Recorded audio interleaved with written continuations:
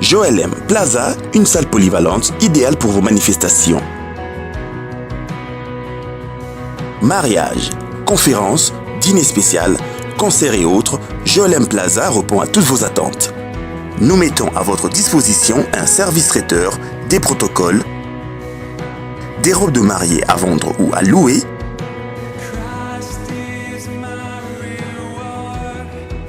de la sonorisation et instruments de musique.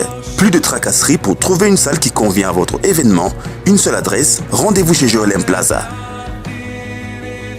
Joel M Plaza, situé sur l'avenue Béni, numéro 8, à 50 mètres de la chaussée de Kasenga, référence complexe scolaire Joel M Belair, commune de Kampemba. Pour tout contact, appelez le 09 970 22 600 081 40 70 203. Bien-aimés dans le Seigneur, nous vous souhaitons bienvenue à notre tranche d'émission L'heure du vent de miracle. L'heure du vent de miracle, cette émission que vous aimez, qui vous bénit. Vous avez aimé notre intervention sur l'adoration miracle et que vous désirez vous procurer de ces supports. Vous pouvez visiter notre page Facebook où il y a un lien sur YouTube et vous pouvez télécharger et avoir tous ces messages sans problème. Que Dieu vous bénisse. Nous allons prier. Éternel Dieu de grâce, nous te recommandons ces instants de partage de ta parole. Nous voulons que nous puissions disparaître, que toi seul tu apparais. Nous voulons, ô Dieu de gloire, que rien de ce qui est de nous ne soit communiqué à ton peuple, juste ta volonté et ta volonté seule soit communiquée à ton peuple. C'est au nom puissant et glorieux de Jésus, nous t'avons ainsi imploré et prié. Amen. Bien-aimés, le grand thème que nous allons commencer à exploiter, qui va nous prendre aussi quelques semaines, nous voulons partager la parole sur la prière de combat. Vous savez, dans la vie chrétienne, nous ne devons pas être seulement des chrétiens qui jouent aux défensives. Nous ne devons pas être l'équipe qui joue aux défensives, parce que lorsque une équipe joue aux défensives, moindre erreur, vous pouvez être marqué. Mais lorsque vous jouez à l'offensive, ô bien-aimés dans le Seigneur, même s'il y a erreur, au milieu du terrain, il y a lieu de récupérer la situation, il y a lieu de récupérer la vapeur et encore ne pas encaisser. C'est pourquoi tu veux vivre stable, tu veux vivre errer sur cette terre, il faudrait que tu sois un homme et une femme, non seulement un vrai adorateur, mais que tu sois aussi un combattant pour détruire les œuvres de l'ennemi, afin que ta destinée, ta vie puisse être stable et à l'aise selon que le Seigneur le veut. Et sans plus tarder, nous sommes dans la lecture de la parole en Apocalypse chapitre 12, verset 12. C'est pourquoi réjouissez-vous cieux et vous qui habitez dans le cieux, malheur à la terre et à la mer, car le diable est descendu vers vous, animé d'une grande colère, sachant qu'il a peu de temps. Et là, c'est Apocalypse 12, 12. Bien-aimés, le combat n'est pas physique, mais le combat est spirituel. Nous voulons parler sur la prière de combat, et ce combat dont il est question, c'est un combat qui est spirituel et non physique. De ce fait, il y a de préalables que le combattant, que la personne qui veut combattre doit remplir ou doit réunir. C'est pourquoi dans ces grands thèmes, nous avons comme premier sous-thème que nous voulons exploiter en ces jours, c'est le préalable avant de combattre, ou encore le préalable avant le combat spirituel. Bien-aimé, tu ne peux pas te lancer au front sans pour autant remplir les préalables. Tu risquerais, au lieu que tu puisses avoir ou combattre un bon combat, tu risquerais de perdre le temps ou encore t'attirer davantage le combat. C'est pourquoi comme premier préalable, avant que tu ne combattes, la personne qui veut combattre spirituellement doit avoir Jésus-Christ en elle. Tu dois déjà avoir reçu Jésus comme Seigneur et Sauveur de ta vie. Et quand tu as Jésus en toi, c'est alors que c'est le premier préalable qui peut te donner la force d'aller combattre. Parce que il est à noter que sans le nom de Jésus-Christ et sans Jésus-Christ dans notre vie, sans son intervention dans notre vie, en tout cas les combats spirituels, nous ne pouvons rien contre le diable. Mais nous pouvons tout parce que Jésus-Christ, il est à nous. Et c'est lui qui fait le travail. C'est en son nom que l'ennemi et ses œuvres peuvent laisser place dans nos vies. C'est pourquoi la personne qui veut combattre doit s'assurer qu'en elle, il y a l'homme de Galilée. En elle, il y a Jésus-Christ. Et vous savez, tu peux avoir Jésus en toi, tu peux le connaître. Mais il faudrait que cette personne puisse avoir une bonne relation avec Jésus-Christ. L'efficacité, la puissance du nom de Jésus dépend de la relation que la personne qui utilise ce nom-là a avec Jésus. Dépend de l'intimité que cette personne a avec Jésus. C'est pourquoi nous pouvons lire dans 1 Jean chapitre 1er à partir du verset 7. La Bible dit: mais si nous marchons dans la lumière, comme il est lui-même dans la lumière, nous sommes mutuellement en communion. Nous sommes mutuellement en communion. Et le sang de Jésus-Christ, son Fils, nous purifie de tout péché. Lorsque nous marchons dans la lumière, lorsque la lumière, c'est la crainte de Dieu, la lumière, c'est l'honnêteté, la lumière, c'est marcher en conformité avec sa parole. Lorsque nous marchons dans cette lumière-là, dans sa crainte, nous sommes en communion, nous sommes mutuellement en communion avec lui. C'est alors que ce nom peut être ou peut avoir beaucoup plus de l'efficacité pour la personne qui l'utilise. Lorsque nous allons dans la Bible, il y a beaucoup d'histoires par rapport aux gens qui se sont aventuriers d'aller sur le champ des batailles, d'aller dans le combat spirituel sans pour autant avoir une communion, une bonne relation avec Jésus. Vous savez, avec l'histoire de fils de Séva, ils connaissaient ces noms, et d'ailleurs, ils connaissaient juste le nom. Ils avaient entendu Paul en train de chasser les démons au nom de Jésus, en train de prêcher au nom de Jésus, et qu'il y avait des signes et prodiges qui se produisaient. Et eux aussi se sont aventuriers de vouloir délivrer, de vouloir prier pour un possédé au nom, et ils ont dit au nom de Jésus-Christ que Paul prêche. Et là, pour eux, ils n'avaient pas une bonne relation avec Jésus. Ils connaissaient du nom, ils avaient entendu quelqu'un prêcher et chasser les démons en son nom, et n'ayant pas une relation avec Jésus, ils se sont aventuriers d'aller sur les terrains du combat spirituel, et comme résultat, bien que les possédés n'étaient qu'une seule personne et qu'eux étaient en nombre, ils ont été frappés, blessés, et ils ont quitté le lieu sans habit, blessés. Pourquoi? Parce qu'ils ont voulu entrer dans les combats spirituels, chasser les démons, provoquer le diable sans remplir les préalables. Premier préalable, bien-aimé dans le Seigneur, tu dois avoir Jésus-Christ dans ta vie. Tu dois avoir une relation avec lui. Et quand tu as cette relation, cette bonne relation avec lui, tu es dans la lumière comme lui, tu marches dans la lumière et tu marches dans la lumière, tu es en communion, tu es en intimité avec lui. C'est alors que lorsque tu le citeras, lorsque tu citeras le Sauveur, lorsque tu citeras le Seigneur, il viendra pour intervenir par rapport à ces combats-là.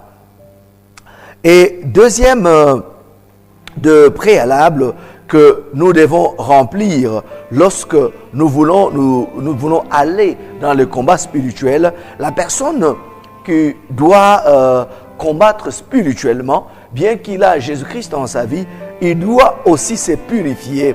Il doit se purifier spirituellement. Il faut qu'il se purifie avant d'aller au front, en faisant une prière de repentance sincère. en faisant une prière de repentance sincère. Bien-aimé dans le Seigneur, Jésus qui parle, il dit, le diable n'a pas pu faire quelque chose contre moi, parce qu'en moi, il n'a rien trouvé de ce qui l'appartient. Et lorsque tu veux combattre l'ennemi, il faudrait qu'en toi, qu'il n'y ait rien de, qui peut freiner, il n'y ait rien qui peut diluer la puissance du nom de Jésus, qu'il n'y ait rien du diable. Et là, tu peux le combattre. Parce qu'un démon ne peut pas combattre un démon, un pécheur ne peut pas combattre un démon, un pécheur ne peut pas combattre le diable. Donc, tu dois, bien aimé dans le Seigneur, comme deuxième préalable, il faudrait que tu puisses te purifier spirituellement avant d'aller au front, par une prière sincère de repentance. Et la prière de repentance a des étapes. Comme au niveau de l'étape A, tu dois confesser. Il faut que la personne puisse confesser. Et confesser, tu dois citer, tu dois nommer péché après péché et demander pardon à Dieu par rapport à cela. Et tu dois renoncer à ces péchés-là. Tu dois regretter aussi. Parce qu'il y a de ces personnes-là qui confessent leurs péchés, mais le visage est tout sec. Il n'y a même pas de regret. Il n'y a même pas de remords. C'est comme qu'ils diraient, ils le font juste par formalité. S'il y a de prières pour lesquelles tu dois répandre ton cœur au devant de Dieu, ou tu dois prier, ou tu dois pleurer au devant de Dieu, c'est la prière de repentance. Donc, tu confesses tes péchés, tu énumères péché après péché, tu demandes pardon, tu renonces à ça et tu regrettes. C'est au niveau de prière de la repentance où la personne peut même pleurer au devant de Dieu. Et après avoir regretté, après avoir confessé, après avoir renoncé, tel que la parole de Dieu nous le déclare, il n'y a pas de pardon de péché sans effusion de sang, déclare la parole de Dieu en Hébreux 9, verset 22. Et pour conclure ta prière de repentance, il faut que tu puisses te sanctifier, tu puisses être sanctifié par le sang glorieux de notre Sauveur Jésus-Christ, l'agneau immolé. Et c'est très important, bien-aimé. Et ce sont là le préalable, bien-aimé dans le Seigneur, les deux préalables qui précèdent le combat spirituel.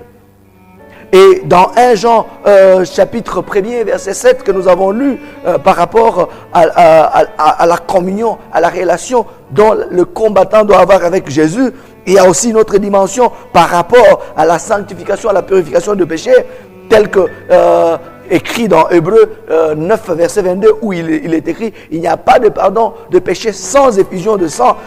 Et Jean 1, chapitre 1, verset 7, les déclare, mais si nous marchons dans la lumière comme il est lui-même dans la lumière, nous sommes mutuellement en communion.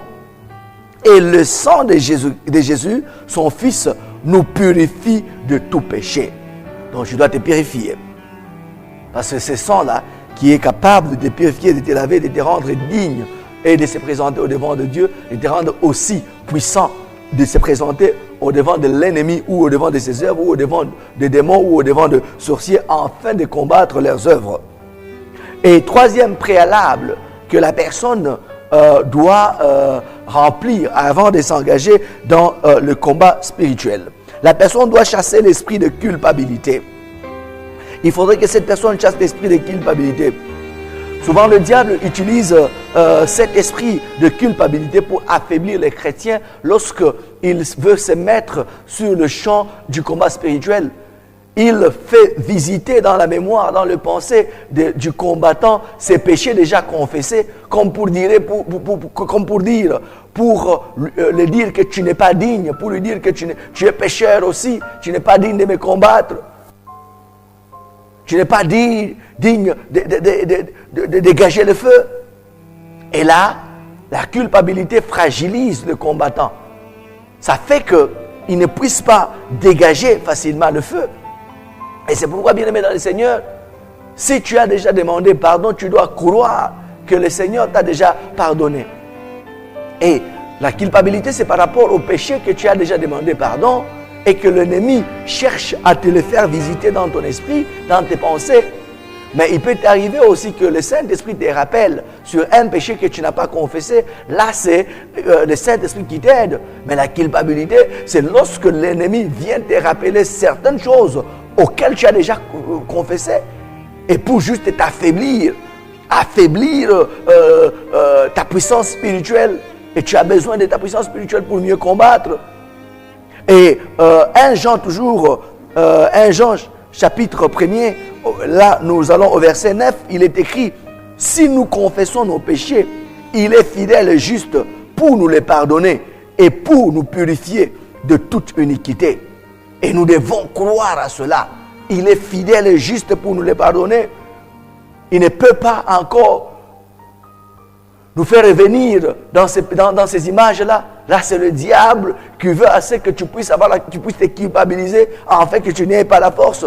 Et lorsque tu veux entrer dans le combat spirituel et qu'il y a ce genre de pensée qui revient à ton esprit, chasse l'esprit de culpabilité, prends autorité sur cet esprit et confesse, prends la parole de Dieu, tel que 1 Jean le déclare, chapitre 1, verset 9, si nous confessons nos péchés, il est fidèle et juste pour nous les pardonner et pour purifier de toute iniquité. Que le diable ne puisse pas te faire visiter ces péchés auxquels tu as déjà demandé pardon, bien-aimé dans le Seigneur. Oh, cela me donne l'occasion de te donner un petit témoignage au sujet d'un monsieur chez qui deux jeunes gens travaillaient. Et ces deux jeunes gens faisaient quelques travaux, l'autre s'occupait de jardinage, vaisselle, repassage et autres travaux chez ces patrons-là. Et il est arrivé qu'un d'eux a volé. Et lorsqu'il a volé, cette nouvelle est parvenue jusqu'à son patron.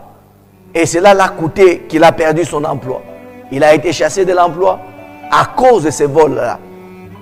Et lorsqu'on l'a chassé de l'emploi, les deux sont restés. Et après quelque temps, un de deux a encore volé. Mais cette fois-là, il n'a pas été vu par le patron, mais il a été vu par un de ses coéquipiers, de son collègue. Et le voleur s'est nommé Kaba, et son ami, co-disciple avec lequel il travaillait, s'est nommé Junior. Et Kaba dit à Junior, en tout cas, je t'en supplie, ne m'accuse pas chez le chef, il est très rigoureux, je risque aussi de perdre mon travail, j'ai autant d'enfants, excuse-moi, pardonne-moi. Et en échange, ils ont fait un petit contrat, ils se sont entendus sur une petite chose là. Kaba a dit, voilà, je vais partager chaque fois mon repas de midi, je te donnerai une partie et je mangerai une partie, ne m'accuse pas s'il te plaît. Et ils ont conclu ce marché-là. Quelques jours après, Junior a profité de cette culpabilité, il a profité de cette occasion-là pour ne pas respecter aussi le contrat, parce que Kaba était culpabilisé, Kaba avait un secret qu'il cachait, et il pouvait manger le tout sans pour autant donner même quelque chose à Kaba. Et Kaba a maigri. Et deux fois, Junior est allé au-delà de ces contrats-là.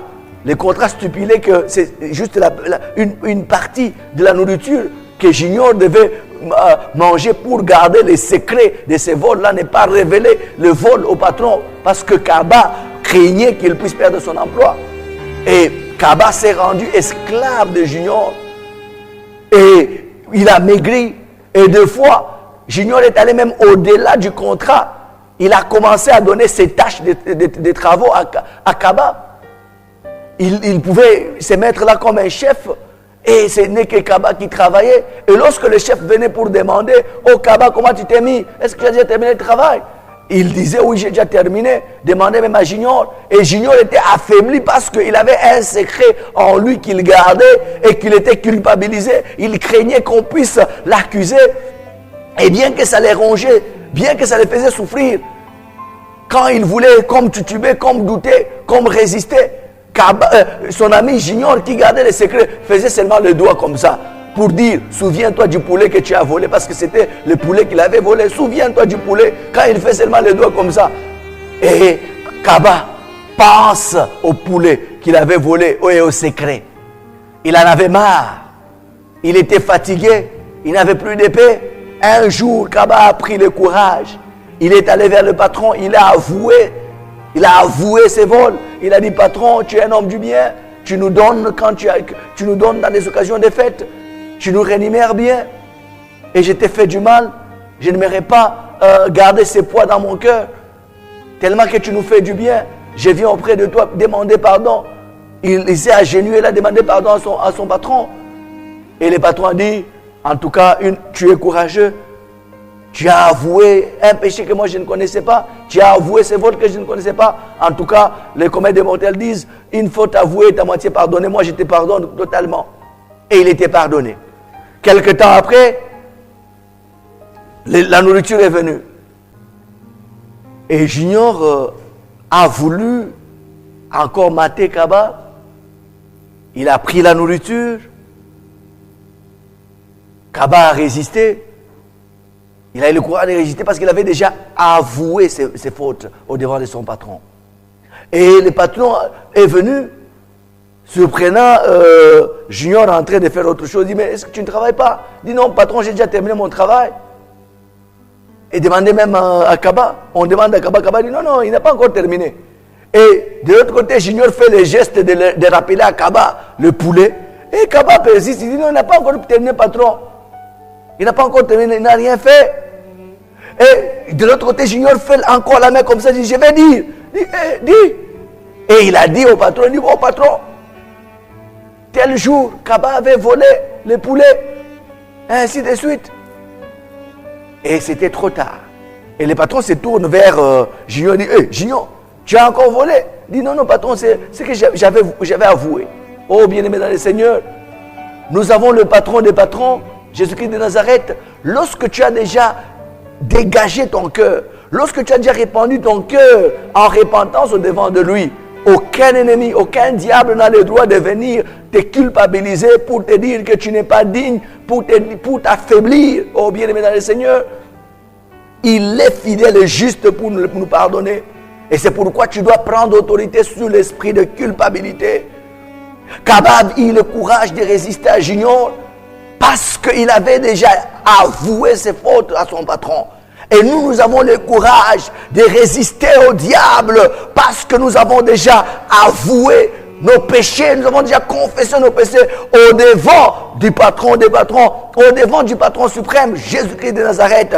Et sa parole déclare, si nous confessons nos péchés, il est fidèle et juste pour nous les pardonner et pour nous purifier de toute iniquité. Que l'ennemi ne puisse pas utiliser la culpabilité pour t'affaiblir dans le combat spirituel. Et là, ce sont le préalable qui précède, bien aimé dans le Seigneur, comme je l'ai dit, qui précède le combat spirituel. Et autre préalable, quatrième préalable qui pour une personne qui veut combattre doit remplir. Quatrième préalable, la personne doit être remplie de l'onction du Saint-Esprit. Nous ne combattons pas dans le physique, par la chair. Le combat est spirituel. Et le Saint-Esprit nous accorde ce feu-là de l'Esprit, nous permettant de détruire les œuvres de l'ennemi. Le Saint-Esprit nous permet même de nous révéler les ennemis de nos vies. Parce que des fois, nous pouvons combattre l'air parce qu'on n'a pas la révélation. Et c'est l'œuvre du Saint-Esprit, non seulement de nous équiper, non seulement de nous fortifier, mais aussi, c'est l'œuvre du Saint-Esprit de nous équiper, de nous fortifier, de nous donner la force, le feu nécessaire pour combattre l'ennemi et ses œuvres. Et c'est pourquoi, comme préalable, quatrième préalable, la personne doit être remplie du Saint-Esprit. La Bible dit, la rue dont il est question ne s'en ira que par le feu. Et ce feu, c'est un feu qui vient du Saint-Esprit, qui détruit la rue, qui enlève la rue, qui détruit les œuvres de l'ennemi. Donc je peux me résumer en te donnant les intentions de prière, toi qui me suis et qui veux aller dans le combat spirituel, parce que nous parlons du combat spirituel, bien-aimé, et nous allons révéler des choses qui vont te permettre de changer ta vie, qui vont te permettre d'entrer dans ta destinée. Mais avant d'entrer dans le combat, tu dois, oh bien-aimé dans le Seigneur, tu dois faire attention, tu dois remplir ces 4 préalables que j'ai cités. Premier préalable, la personne qui doit combattre doit avoir Jésus-Christ dans sa vie. Il doit avoir Jésus-Christ dans sa vie.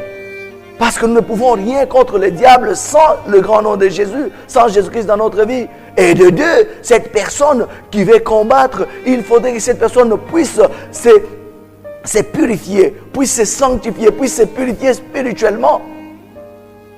Il faudrait qu'il se purifie spirituellement par une prière de repentance.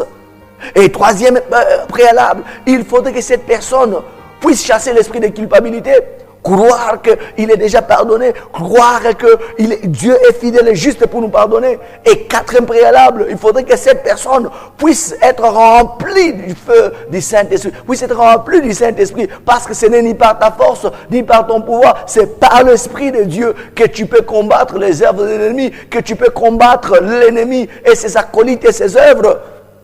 Et la personne doit être remplie du Saint-Esprit. Et ce sont les 4 préalables qui précèdent le combat spirituel. Ne t'hasarde pas d'entrer dans les combats spirituels sans pour autant remplir ces 4 préalables. Et je peux me résumer en te donnant quelques intentions de prière pour permettre à ce que tu puisses prier avant que nous puissions entrer dans la dimension proprement dite du combat spirituel.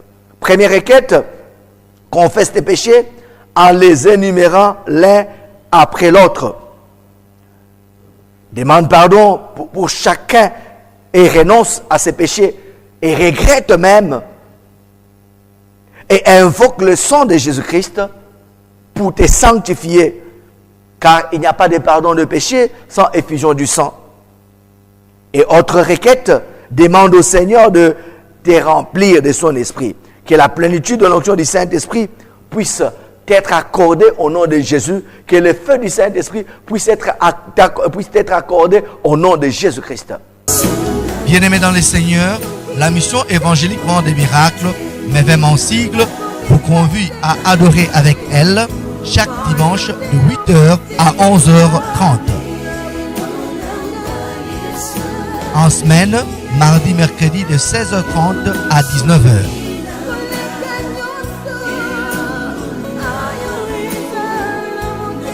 Et les vendredis, jeûne et prière et service de délivrance de 12h à 19h.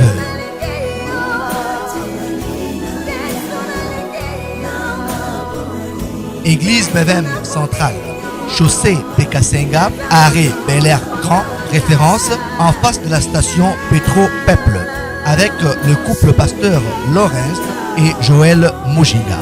Église MEVEM de Plaine, avenue de Plaine prolongée, en diagonale du bureau de quartier Naviundu, commune annexe, avec le pasteur Segon Mbouya. Église MEVEM Louoshi, sur chaussée de Kasenga, coin Tchem, référence rond-point Washim Mining, Chemaf, avec le pasteur Josué Luamba. Nous sommes dans la parole de Dieu avec comme verset de base Apocalypse chapitre 12, verset 12. La Bible dit, « C'est pourquoi réjouissez-vous, cieux, et vous qui habitez dans le cieux, malheur à la terre et à la mer, car le diable est descendu vers vous, animé d'une grande colère, sachant qu'il a peu de temps. » Bien-aimés, aujourd'hui encore, nous voulons démarrer avec notre deuxième sous-thème, dans ces grands thèmes, le grand thème où nous travaillons, où nous partageons la parole sur la prière de combat. Et dans la prière de combat, nous avons exploité, premier sous-thème, c'était le préalable avant de combattre, ou le préalable avant le combat spirituel. Le deuxième sous-thème que nous devons exploiter aujourd'hui, c'est déjà, nous entrons dans le vif du combat. Comme deuxième sous-thème, qui es-tu ou qui suis-je? Qui es-tu? Qui suis-je? C'est notre deuxième sous-thème dans ces grands thèmes où nous parlons sur la prière de combat. Bien-aimés dans le Seigneur, il est très important de connaître l'ennemi pour mieux le combattre. De peur que tu puisses combattre combattant l'air. Et par le Saint-Esprit, nous pouvons demander à ce que nous puissions être révélés par rapport à ceux qui se constituent comme ennemis dans notre vie et qui nous désorientent par rapport à notre destinée, par rapport à notre vie. Et par la grâce du Seigneur, nous allons exploiter quelques ennemis de nos vies. Et j'ai déjà annoncé le sous-thème du jour qui est notre deuxième sous-thème dans ce grand thème du combat spirituel, dans ce grand thème que nous avons intitulé la prière de combat. Notre deuxième sous-thème, c'est « Qui es-tu ou qui suis-je » Cette question amène à notre identité.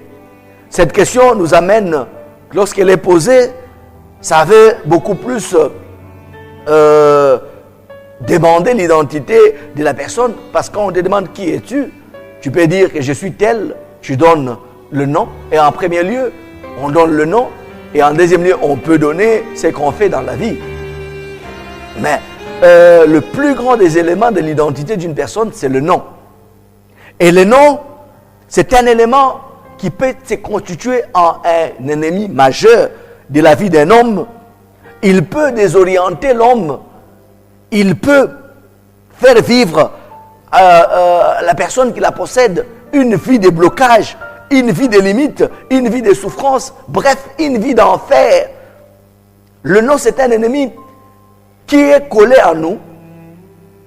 Beaucoup plus nous l'ignorons. Nous pouvons chercher à combattre les ennemis lointains, mais pendant qu'on a un ennemi qui est tout près de nous, qui est le nom. C'est un bien qui t'appartient, mais qui est beaucoup plus utilisé par de tierces personnes. Et nous allons voir comment le nom peut se constituer un ennemi. Regardez, dans la parole de Dieu, nous lisons Chroniques 4, chapitre 4, verset 9. La parole de Dieu déclare, « Jabet était plus considéré que ses frères. Sa mère lui donna le nom de Jabet en disant, « C'est parce que je l'ai enfanté avec douleur. » Bien-aimés, beaucoup de gens subissent des mauvaises choses. Nous subissons de mauvaises choses. Nous subissons des orientations, des programmations de l'ennemi par rapport à nos vies, par rapport à nos destins, à cause du nom. C'est pourquoi, au premier point, pour ceux-là qui écrivent, premier point de notre deuxième sous-thème qui s'intitule « Qui es-tu ou qui suis-je » Premier point, le deux pouvoirs du nom. Le deux pouvoirs du nom. Le nom a deux pouvoirs. Un, premier pouvoir du nom, le nom a le pouvoir de te faire vivre ce que ce nom-là signifie. Le nom a le pouvoir de transmettre un comportement relatif à sa signification. Le nom a le pouvoir de transmettre une vie relative à sa signification. Le nom est porteur d'un message et communique ces messages au jour du mois, communique ces messages au mois de l'année, communique ces messages au temps et aux circonstances qui se présentent devant l'homme qui porte ce nom-là. C'est un bien qui t'appartient, mais beaucoup utilisé par des tierces personnes. Est-ce que tu connais la signification de ton nom? Parce que le nom a ce pouvoir-là de te faire vivre ce qu'elle signifie. Le nom a le pouvoir de te faire vivre l'enfer, de te faire vivre le blocage. Regardez dans le cas d'espèce, Jabet, il était beaucoup plus considéré par ses frères et la mère lui donna le nom de Jabet, disant parce que je l'ai enfanté avec douleur. Et lorsque nous allons dans le verset 10, il est écrit, toujours Chronique 4, mais nous allons au verset 10, il est écrit, Jabet invoqua le Dieu d'Israël en disant, si tu me bénis et que tu étendes mes limites, si ta main est avec moi et que si tu me préserves du malheur, en sorte que je sois dans la souffrance. Et Dieu accorda ce qu'il avait demandé. Lorsqu'il dit si tu me bénis, cela veut dire qu'il vivait la malédiction. Lorsqu'il dit si tu me bénis, cela veut dire qu'il vivait la malédiction. Rien ne marchait dans sa vie. Si tu étends mes limites, cela veut dire qu'il vivait une vie de limites, une vie de blocage. Si ta main est avec moi, cela veut dire qu'il avait constaté que la main de Dieu était rare dans sa vie, était absente dans sa vie. Il y a des gens qui ne constatent pas la main de Dieu dans leur vie parce que leur nom ne glorifie pas Dieu. Leur nom, c'est une abomination devant de Dieu. Peut-être c'est le nom d'une statuette de fétiche. Peut-être c'est le nom qui glorifie le diable, qui glorifie les démons, qui glorifie, je ne sais pas, le pouvoir ancestral. Et il n'y a pas moyen que l'Éternel qui est saint puisse venir, que sa main puisse intervenir, puisse être dans ta vie. Et la Bible dit, si tu es ton ennemi et que si tu me préserves du malheur, cela veut dire qu'il vivait le malheur, de sorte que je ne sois pas dans la souffrance. Cela veut dire qu'il vivait la souffrance. À cause de quoi? À cause de l'origine, du sens de son nom. La mère lui donna le nom de Diabète parce qu'il l'a enfanté avec douleur. Et donc cela veut dire, Diabète veut dire douleur. Et comme ça veut dire douleur, il ne pouvait que vivre la douleur, il ne pouvait que vivre la malédiction, il ne pouvait que vivre le malheur, il ne pouvait que vivre le blocage. Il devait avoir tous les ingrédients, il devait avoir tout ce qui est douleur dans sa vie. Il devait avoir tout ce qui est blocage dans sa vie. Parce que c'est ça l'essence du nom qui était collé à son nom. C'est ça le message qui était renfermé en son nom. Le nom renferme un message, bien-aimé. Et le nom va te faire vivre ce que ce nom-là signifie. Connais-tu la signification de ton nom de famille? Connais-tu la signification de ton post-nom? Connais-tu la signification de ton prénom? Tu peux chercher l'ennemi ailleurs pendant que l'ennemi est attaché à toi. Oh bien-aimé dans le Seigneur, que le Seigneur t'aide. Il y a des noms qui nécessitent d'être changés. Il y a des noms qui nécessitent d'être purifiés. Il y a des noms qui nécessitent d'être rachetés. Il y a des noms qui nécessitent d'être délivrés. Et nous pouvons prendre encore un deuxième exemple de la Bible. Parce que nous nous basons sur la parole de Dieu pour t'éclairer et pour te permettre de bien faire le combat spirituel dans ta vie. 1 Samuel chapitre 4 versets 21 à 22. Là encore, il y a un autre monsieur. Écoutez, la parole de Dieu déclare. Elle appela l'enfant Ichabod en disant, la gloire est bannie d'Israël. C'est à cause de la prise de l'arche de Dieu et à cause de son beau-père, de son mari et de son mari. Elle dit, la gloire est bannie d'Israël, car l'arche de Dieu est prise. Cette femme a perdu son beau-père, a perdu son mari, son mari au front, son beau-père à l'annonce que l'arche était prise et à l'annonce du décès de ses enfants. Le beau-père qui était sacrificateur, il est tombé et il était mort sur place. Et lorsque la femme a appris ces nouvelles-là, ces mauvaises nouvelles, la douleur de l'enfantement l'a prise, elle a enfanté. Et en enfantant, elle a donné le nom à l'enfant. Ichabod, gloire qui est bannie. Et qu'est-ce que cette personne pouvait vivre? Il ne pouvait vivre que une vie d'échec. Il ne pouvait que vivre une vie de pauvreté. Il ne pouvait que vivre une vie de souffrance, une vie de peine. Pourquoi? Parce que le nom, le sens de ces noms-là, signifie la gloire bannie. Et en Israël, beaucoup de parents avaient l'habitude de donner à leurs enfants des noms en rapport avec des événements qui ont précédé leur naissance ou en rapport avec les événements qui ont accompagné leur naissance. Et cela a désorienté, a préjudicié la vie de plusieurs. Il y a encore un exemple qui peut beaucoup plus t'édifier. Regardez Tamar, cette femme de la Bible, ancêtre de Jésus-Christ, qui est dans la lignée de Jésus-Christ, qui était sorti avec son beau-père, de qui il avait pris le cordon, il avait pris des choses. Et lorsqu'on a voulu les lapider, il a démontré ces choses. Son beau-père a reconnu. Il a eu la vie sauve. Regardez Tamar. Et David, après des générations et des générations, lorsque vous regardez de ce temps-là de Tamar jusqu'à la génération de David, si vous regardez la génération de Judas jusqu'à la génération de David, combien de générations sont passées? Beaucoup de générations. Mais David, sachant qu'il y avait une de parenté, une des ancêtres qui répondait au nom de Tamar, David a aussi donné à sa fille le nom de Tamar. Mais pendant que dans le nom, il y a un message. Pendant que David ignorait même le message qui renfermait ce nom.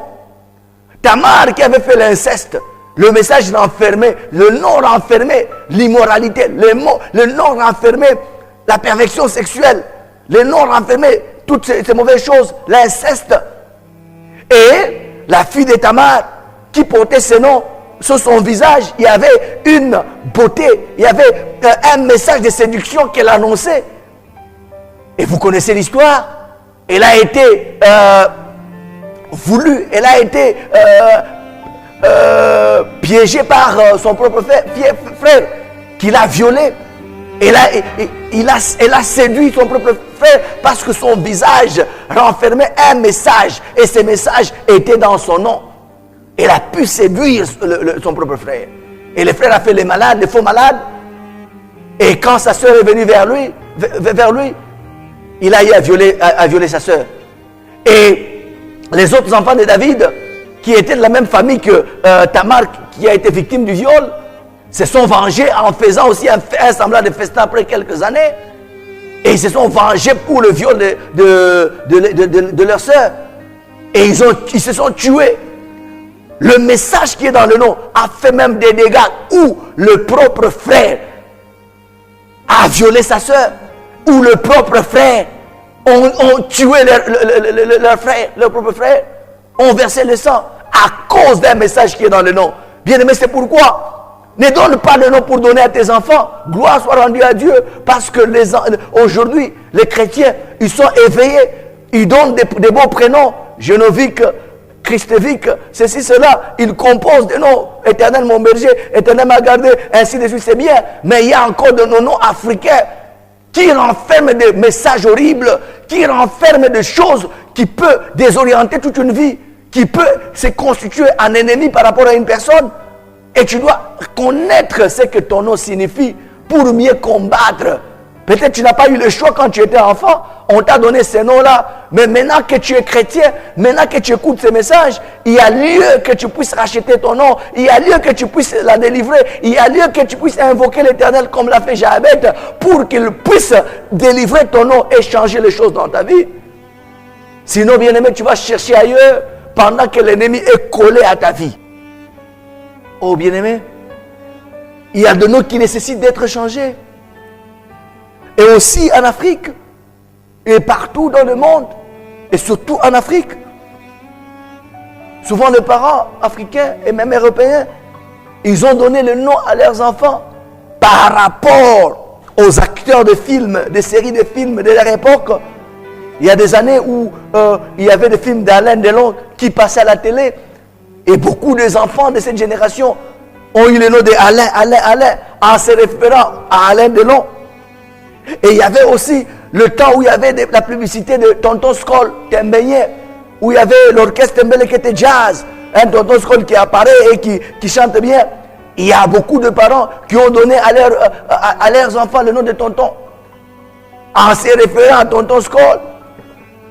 Pendant que ces prénoms-là, ça portait malheur, ça portait un caractère, un comportement relatif au sens du nom-là. Il y a le film des séries telles que Linda de Souza, la valise en carton qui s'est passée dans les années passées.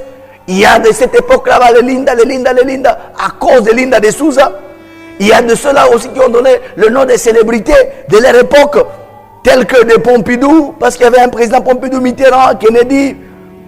Il y a d'autres Mike Tyson, il y a d'autres John Cena, et tant de noms que vous connaissez, en se référant aux célébrités, en se référant aux stars, en se référant aux acteurs, en se référant à des films, et ainsi de suite.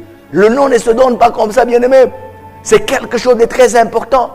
C'est quelque chose qui peut désorienter, ou qui peut programmer, ou qui peut bénir la vie de ton enfant. Il y a des noms qui nécessitent d'être changés. Et il y a aussi des parents africains qui ont donné des noms en fonction de leur totem, de leur tribu, en fonction de leur secte auquel ils appartenaient. Rappelez-nous que nos ancêtres, ils étaient polythéistes, croyant à divers dieux. Et ils ont donné le nom qui signifie des statuettes, qui signifie de ceci, de cela, selon leur milieu dans lequel ils étaient. Et ces noms ont traversé des générations, jusqu'à ta famille, jusqu'à ta génération, mais tu ne connais pas l'origine, tu ne connais pas l'essence. Et c'est là que c'est constitué un ennemi contre toi. Il y a des noms que je connais qui signifient une statuette de telle ou telle tribu. Il y a des noms que je connais qui signifient une pierre du monde des ténèbres, là où on immole des victimes.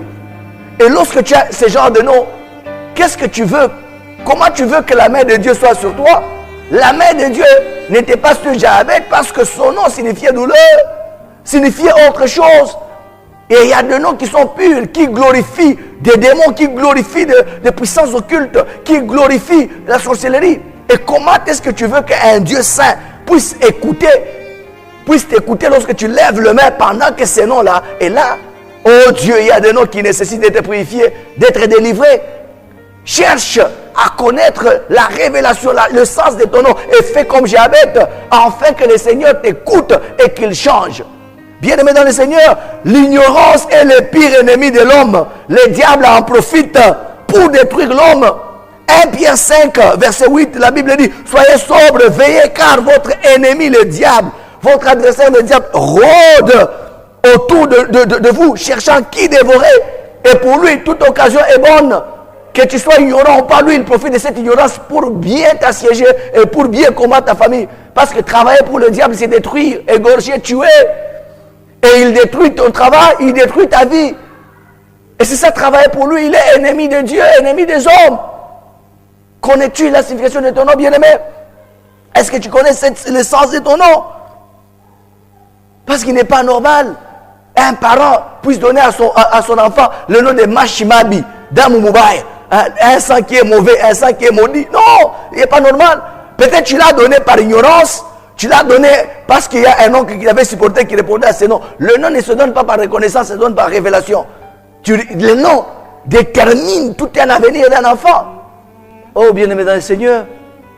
Oh, je suis sûr que ce message t'est béni. Deuxième pouvoir qu'a le nom. Deuxième pouvoir du nom. Là, c'est deuxième pouvoir parce que nous sommes sur le point où nous parlons sur le deux pouvoirs du nom. Deuxième pouvoir du nom.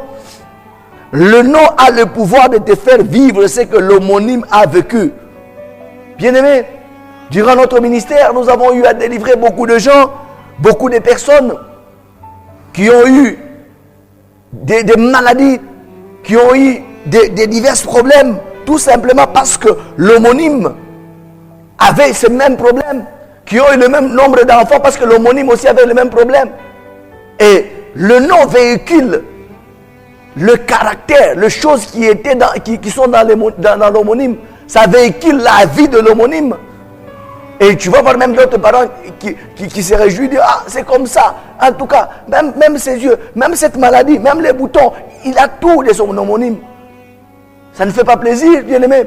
Nous devons refuser toutes les mauvaises choses, tous les mauvais messages que le nom comporte, que le nom renferme. Tu risquerais de vivre des maladies, tu risquerais de vivre des blocages, tu risquerais même de vivre un mariage raté parce que l'homonyme était une femme libre, parce que l'homonyme était un polygame, tu risquerais de vivre une vie de polygamie, une vie bloquée, tu risquerais même de vivre la stérilité à cause de l'homonyme, parce que le nom a le pouvoir aussi de te faire vivre ce que l'origine de ce nom-là a vécu, ce que l'homonyme a vécu. Oh bien-aimé dans le Seigneur, nous devons prendre conscience, pendant que tu écoutes, et regarde un peu, et essaie d'examiner ta vie et celle de ton homonyme, quels sont les points communs, et tout ce qui est commun et qui sont de mauvaises choses, tu as l'autorité, tu as le pouvoir, tu as le droit de refuser cela. Tu as le droit de refuser cela. Oh bien-aimé dans le Seigneur, il y a même de certaines personnes, tu rêves de quelqu'un qui est déjà mort, il te dit non, il faudrait que Unanisabu, tu m'as oublié, ainsi de suite. Et le lendemain, peut-être la femme était grosse, ou la femme de ce monsieur était grosse, ou c'est la femme elle-même qui a rêvé. Il dit non, mon fils répondra au nom de ma tante là qui est morte, elle m'a fait rêver qu'on l'a oublié. Alors que le diable cherchait seulement par ceux-là qui sont morts, ils sont morts. Ils ne peuvent pas encore te dicter une mode de vie que toi tu dois suivre. Alors que le diable cherchait par quelle porte faire entrer la sorcellerie. Par quelle porte, dans les radars, ils ne t'ont pas vu. Dans les radars, où ils ont voulu te détruire, mais ils ne t'ont pas vu. Et comment ta voix, ils sont venus dans les rêves pour te faire rêver. Les démons t'ont fait rêver et tu as rêvé. Et ils savent quelle sera la porte pour détruire cette famille. Il faudrait que ce soit tel enfant. Et tu as donné le nom de cette tante, de cet oncle qui était sorcier, qui avait telle vie. Et ça constitue une porte pour détruire ta vie maintenant. Bien-aimé, on ne donne jamais le nom par reconnaissance, on donne le nom toujours par révélation. La reconnaissance prend en charge, comme David l'a fait avec Jonathan, son ami. Il était reconnaissant vis-à-vis de l'alliance et vis-à-vis de la bonté de Jonathan. Et il a récupéré Mephibosheth. Malgré les décrets royaux, malgré tout, il a récupéré, il a fait du bien à cet enfant. Ce n'est pas seulement le nom. Bien-aimé, lorsque tu donnes un nom à un enfant, c'est tout un avenir. C'est toute une vie que tu traces. Et sa destinée peut être dérangée, sa destinée peut être désorientée à cause du nom que tu as donné. Oh, que vous puissiez comprendre ces choses. C'est pourquoi, bien-aimé dans le Seigneur, fais comme Jabez. Va au-devant du Seigneur. Demande au Seigneur de changer les choses. Demande au Seigneur de changer les choses. Bien-aimé dans le Seigneur, si ton nom glorifie le mal, si ton nom symbolise des idoles du monde des ténèbres, des idoles des sectes, des idoles de la sorcellerie, ce nom doit être changé. Parce qu'il y a des noms qu'on doit changer. Tu vas lever tes mains, au lieu que le Seigneur puisse écouter ta prière, ça sera une abomination devant le Dieu et ça sera difficile qu'il t'écoute. Et il y a des noms qui nécessitent d'être rachetés, il y a des noms qui nécessitent d'être délivrés. Avec Jabez, le Seigneur a écouté. Il a écouté sa prière. Il n'est pas écrit qu'il a changé son nom. Mais il y a d'autres que le Seigneur a changé de nom. Et c'est pourquoi, toi-même, tu connais l'essence de ton nom. Et il est grand temps que tu puisses changer la vapeur. Il est grand temps que tu puisses entrer dans les combats spirituels pour racheter ton nom, pour délivrer ton nom, au nom de Jésus-Christ. C'est pourquoi j'aimerais que tu puisses te fâcher spirituellement, afin que tu puisses faire une forte prière pour que les choses changent dans ta vie, au nom de Jésus-Christ.